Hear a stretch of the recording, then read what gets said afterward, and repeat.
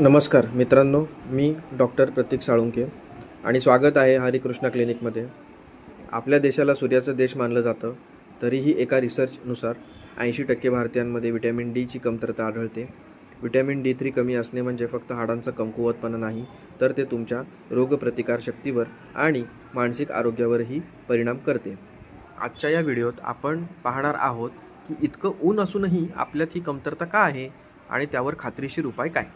Vitamin D3 कमी असण्याची प्रमुख कारणे: आपली बदललेली जीवनशैली.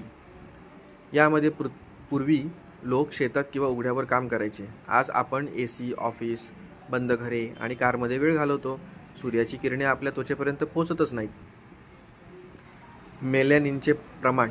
भारतीयांच्या त्वचेचा रंग गहूवर्ण किंवा सावळा असतो. आपल्या त्वचेत मेलॅनिन जास्त असते. ते सूर्याच्या अतिनील UV किरणांना रोखते. गोऱ्या लोकांच्या तुलनेत आपल्याला व्हिटॅमिन D तयार करण्यासाठी 3 ते 5 पट जास्त वेळ उन्हात थांबावे लागते. सनस्क्रीन आणि पूर्ण कपडे. बाहेर पडताना आपण सनस्क्रीन लावतो किंवा पूर्ण शरीर कपड्यांनी झाकतो.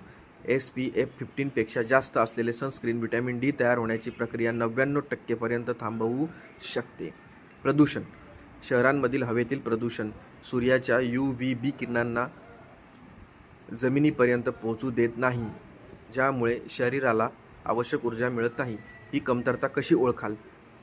सतत थकवा जाणवतो, हाडं किंवा पाटे सतत दुखत असते, केस जास्त प्रमाणात गळतात, जखमा भरून येण्यास खूप वेळ लागतो आणि कारणाशिवाय उदास वाटणे म्हणजे डिप्रेशन हे लक्षण दिसून येते. आयुर्वेदिक आणि नैसर्गिक उपाय काय आहेत? उन्हामध्ये बसण्याची योग्य पद्धत काय आहे? सकाळी 10 ते दुपारी 2च्या दरम्यान ऊन व्हिटॅमिन D साठी सर्वोत्तम आहे. आठवड्यातून किमान 3 वेळा 20 ते 30 मिनिटे उन्हात बसा. शक्य असल्यास पाठीचा भाग उन्हाकडे ठेवा, कारण तिथून शोषण जास्त चांगले होते. आहारामध्ये काय बदल करू शकतो? मशरूम.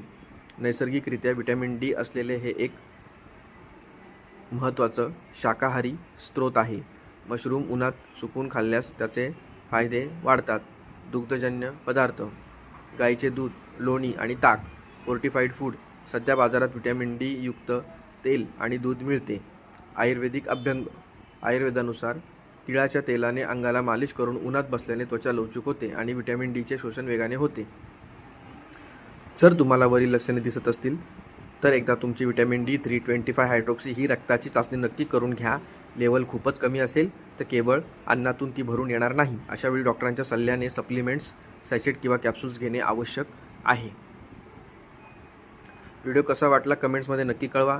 चॅनलला सबस्क्राईब करा आणि बेल आयकॉन दाबायला विसरू नका. धन्यवाद.